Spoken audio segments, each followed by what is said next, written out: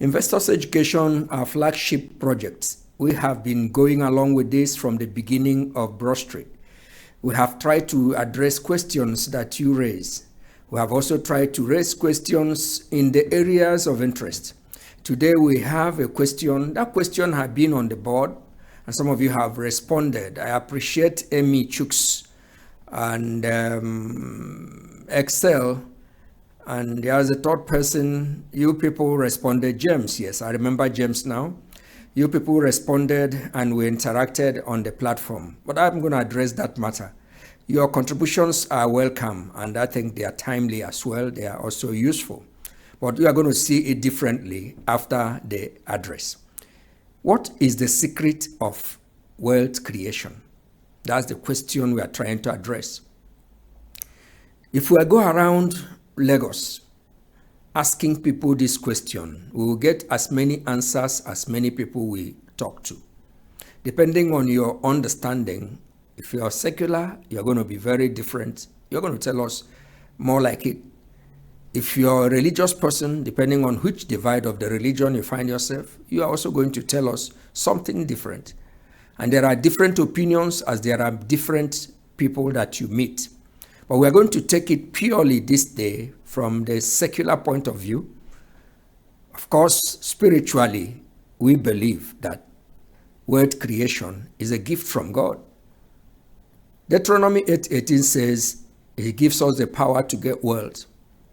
And all over the place in the scripture, you discover that the God of the Bible is interested in the prosperity of His people. But that's not the angle we are taking it this time. We are taking it purely secular, and we will explain things as they are. Now, having said that, what is the secret of wealth creation? The first secret of wealth creation is that if you must create wealth that is worth mentioning, that is worth reporting about. I'm not talking about owning a car and owning a house. Those things are not luxuries. Those things are not wealth. Those things are necessities, even to the advanced world. I'm talking about wealth that could pass through generation. The first thing is that you must be able to see opportunities that you will exploit. If you are not able to see opportunities, because wealth creation is actually a product of opportunities that you exploited. Inability to see opportunities is at the very root of poverty.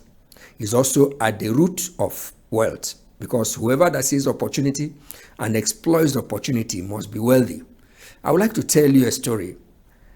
Many years ago, I was a student. And as a student, we were invited by the International Labour Organization. The International Labour Organization, an arm of United Nations, had to define poverty.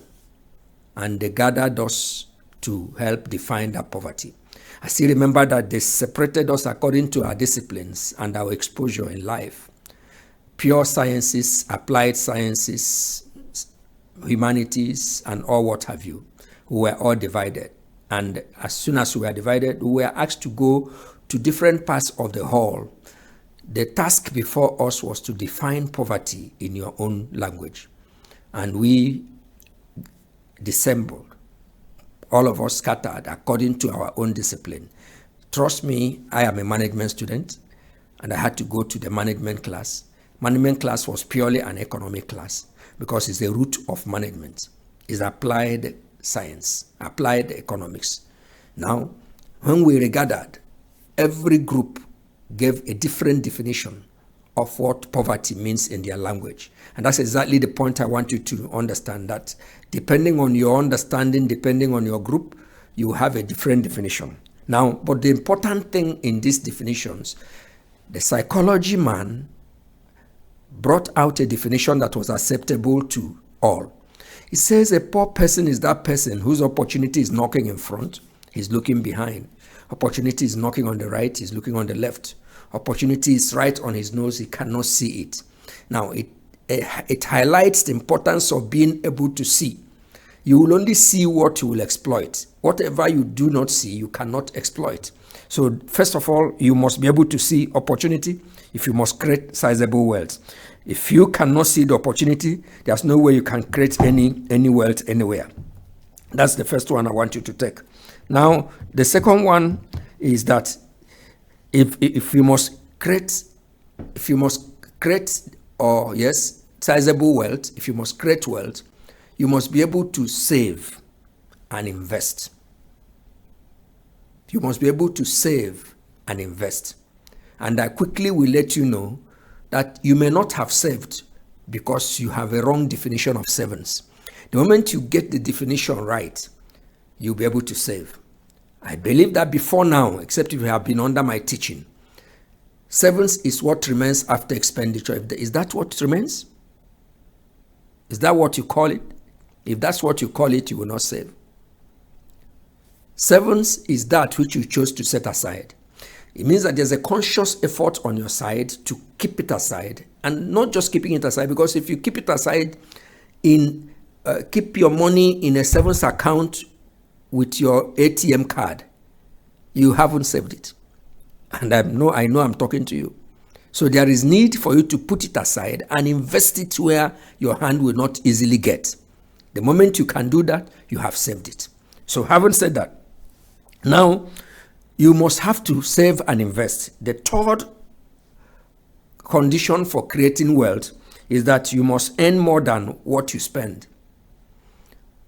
If you cannot earn more than what you spend, you will be going 2 steps forward, 4 steps backward. So there is need for you to earn more than what you spend. The other way to put it is spend less than what you earn. Whichever way you take it, it will give you the same answer. So I'm imagining that you earn 100,000 naira in a month and your expenditure is 120. You cannot save. You must be able to curtail your expenditure or increase your earnings such that you will have a reservoir at the end of the period. So that is that condition that you cannot run away from. You must earn more than what you spend. The number 3 there is you must be able to delay gratification. Oh, that's the case of the young people. They want fun, they want enjoyment here and now. So they earn their salary, they blow it. And when they do that, you can't create wealth. So ability to delay gratification is the issue. I have young ones, my children. I also have young people around me. And the craze for iPhone 15 Pro Max, that will do the same work that other phones are doing. It doesn't matter whatever edition it is. There is a gratification, a fund that I belong to the people. And that makes you not to save. You will not save if you cannot delay gratification. You must be able to say, this fund will remain up to 3 years' time. It happens also even in the school. If you have seen that person who is able to task himself, go through the hard part of study, talk less of enjoyment, knowing that if he has made it in life, somewhere in front, he will be able to enjoy even more than the person who is trying to enjoy now. I didn't know all this growing up. No, I didn't know all this because I was a man of the world, but that's a matter for another day. So there is need to delay gratification. Gratification will be there. Joy will be there. Fun will be there. Enjoyment will be there, even in 10 years' time. In short, better enjoyment will be there. If you are not the type that can delay gratification, you cannot create wealth, because you will get the money and you blow it trying to be like others. Very close to it is being like the Joneses. You must ignore being like the Joneses. What does it mean to ignore being like the Joneses? I talked earlier about iPhone 15, iPhone 13. I don't know what it is. People that are carrying it about are carrying it when they don't even have sevens. And they know what to play with, what to do with you. They play with your senses. There was 10, there was 13, there was 14, there's 15, and they keep increasing it. Each time they increase and give it a new name, you crave for it. They will swap it for you if you want, but you're going to pay heavily. That is part of delayed gratification. But behind inability to delay gratification is being like the Joneses. Oh, let it be seen that I'm one of the boys, one of the girls that are carrying iPhone 15, iPhone whatever. And all over the place they display it. And you tell them this iPhone 15 has no end. Because if Jesus tarries, we can have iPhone 20 or more. So if you don't delay gratification and you want to be like the Joneses, you want to be seen as the big boys, go and ask anybody who has made sizable wealth. They will tell you that you must not blow the chances you have now by going to spend what could be in your savings for the investment and use it to be like the Joneses and your inability to delay gratification. And of course, the last one I would like to take on is no one has ever made sizable wealth being a paid employee.